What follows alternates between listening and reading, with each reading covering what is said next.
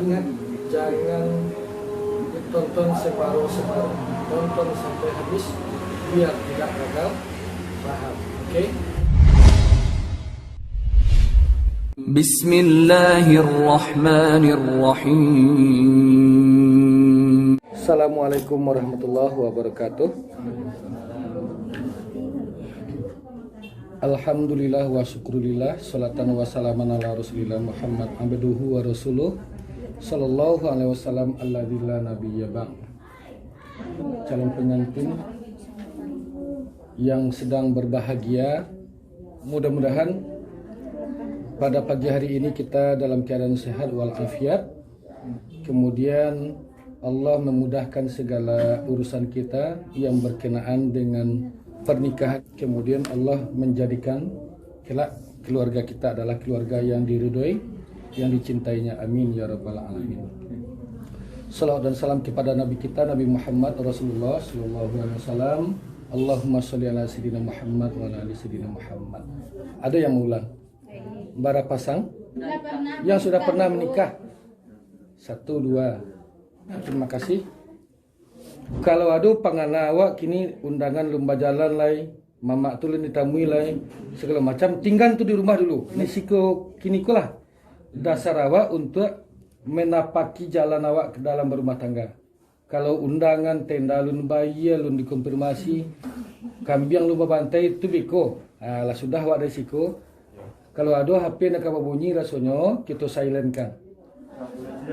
Jadi baru itulah sak pipis loh. Bisa jadi kok screening itu sesuatu yang menakutkan gitu. Kadang kita tahan. Iya.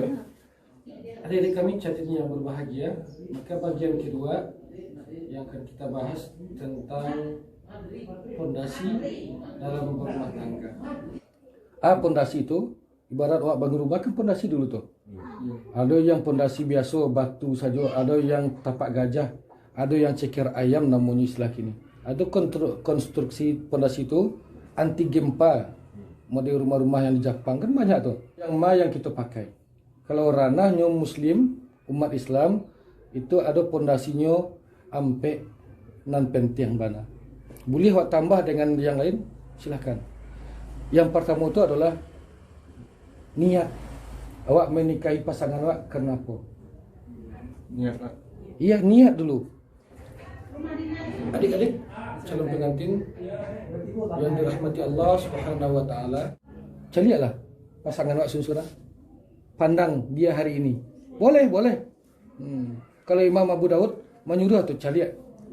Aku calon suami ambo, ku calon laki ambo, ku calon bini ambo. Wak cari picang mata wak sudah tu, ya Allah, saya menikahi dia itu hanya karena engkau. Picang kan. Itu niat. Mulai dari kini, sebelum-sebelumnya mohon maaf, bisa jadi karena cantiknya atau karena kacamatanya. Kacamatanya itu rancak gitu. Menggoda awak ketika itu. Bisa jadi.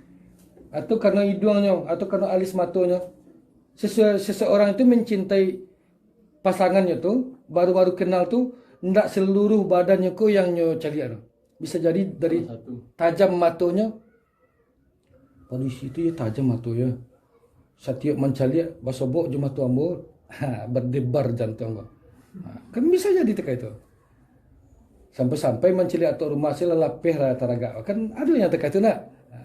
Jadi kita balikkan niat itu, kita luruskan kembali. Saya menikahi pasangan saya adalah karena Allah.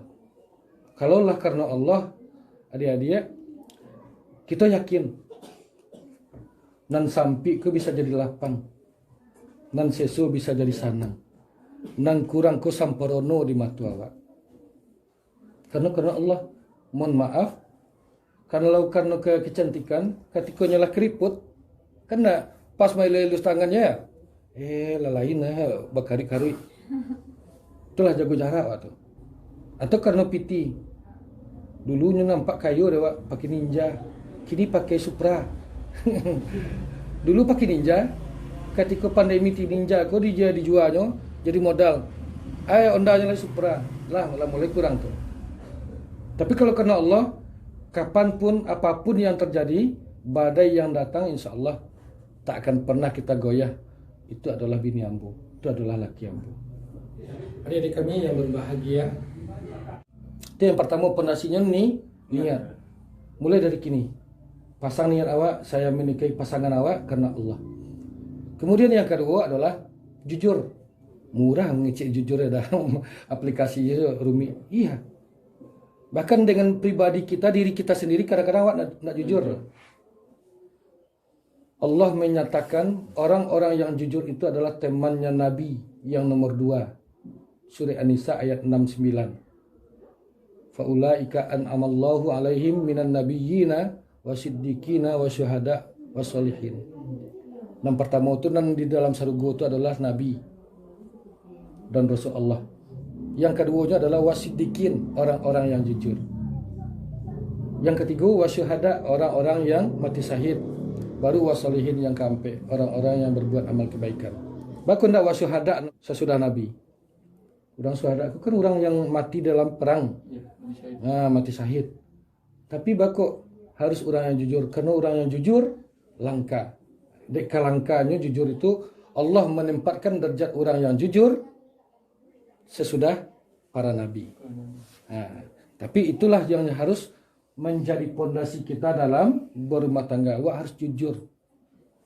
Bara pendapatan awak dalam sebulan pamunya 5 juta sampai ke orang rumah awak. Dia udah rata-rata mendapat upah, mendapat penghasilan, mendapat nafkah itu 5 juta dalam sebulan. Untuk adik udah dia 2,5. Dan 2,5 lagi untuk orang yang ada di sekitar udah. Itu contohnya. Dengan 2,5 kau pandai-pandailah dalam memenuhi kebutuhan rumah tangga. Kau basiswa rasanya simpan. Kalau adik butuh baju, beli dia dari PT itu. Itu contoh. Jadi jujur itu perlu.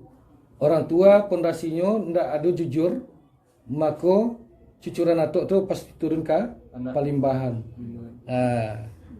Ke anak awak. Jadi jujur pondasi yang kedua, jangan awak usik-usik. Kalau pondasi ku nak bisa tutukar. Kalau dinding atau bisa warubah. Pondasi nak bisa warubah. Kenapa itu? Inilah tertanam. Yang ketiga adalah saling pengertian. Dalam bahasa agamanya tasammuh. Lahir dari induk yang sama, dididik dengan cara yang sama, makan dengan samba yang sama, lalu di rumah yang sama, karakternya pasti beda. Bahkan orang-orang Kamba sekalipun pasti beda. Nah, ketika awak yang berbeda suku, berbeda kampung, berbeda keluarga, pasti cara mendidiknya berbeda pula dari keluarga kita masing-masing. Ayah awak nak pernah malah cuy awak ada. Kecil dalam polisi. Tiba di calon suaminya, ambo patah-patah. Tangke sapu. Dia saking awak. Awak nak ada salah, tapi dia apa awak didikan. Ketika kita berbaur, harus saling pengertian. Jangan awak nan biasa marasai, awak cibono ke bini awak. Ndak cukup sebulan ni minta carai. Ndak talok di dalam batu. Takai ku mana suami nan dapat dia bo. Dia awal-awal dulu elok santun ni, tiba di dalam suaranya mai lo tak kesapu jangan. Jadi saling pengertian. Adik-adik, calon pengantin yang dirahmati Allah Subhanahu wa taala. Nan kampe adalah berterus terang. Beda tuh. Jujur, saling pengertian, berterus terang. Dan awal kalah niat tuh. Nan kampe kau berterus terang, bedanya dengan saling pengertian beda. Saling pengertian awak memahami karakter itu kadang-kadang tanpa harus bicara. Di ujung tu orang rumah awak laki siko. Contoh di tempat beralih, laki dan laki sama kawan-kawannya siko. So isteri sinan semua kawan-kawannya loh. Berarti kau dia pulang. Kan tak perlu pulang lah dia, kan tak perlu dia. Itu nan saling pengertian. Yang berterus terang atau ketika kita dalam berusaha, dalam mendidik anak, dalam segala hal di dalam rumah tangga, harus wak sampaikan terus terang. Jalehan. Udah yo terlambat pulang dia ke kondisinya. Ada hujan labek. Nyolah menunggu go di rumah, tapi awak terlambat pulang, bah aku nanti budang boleh. Telepon ada angke. Jangan sampai nyebar suuzon kepada yang lain-lain. Kini zaman canggih nak. Zaman canggih bisa. Bisa orang ko memoto jarak jauh. Kadang suami awak tu tagak di halte bus. Ada perisi seorang. Bersobok je kawan awaknya fotonya. Lakimu bersama wanita lain. Bisa nak? Bisa. Jadi kalau lah berterus terang, lah ada chemistry awak itu, insya Allah nak akan ada berdesir hatinya untuk itu.